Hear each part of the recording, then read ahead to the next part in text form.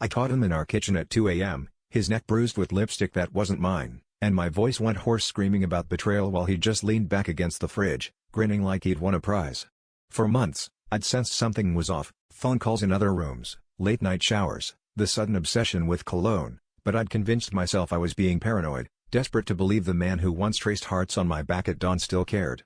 When I hurled the wine glass at the wall, he didn't even flinch, just watched the shards scatter with that same bored amusement, until I demanded to know her name.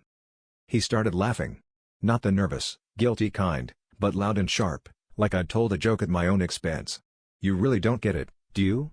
he said, wiping his mouth. "This whole thing was a bet. Me and my friends saw you at that party and they said I couldn't make you fall for me. Guess I won."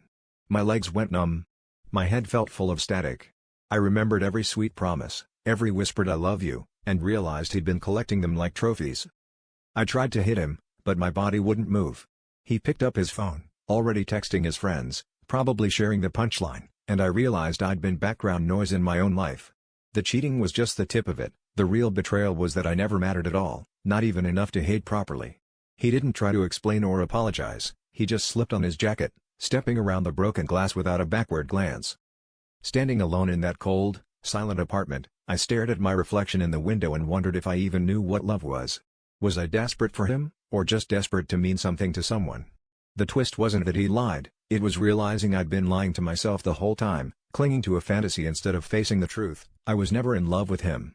I was in love with being chosen, and that's what broke me worst of all.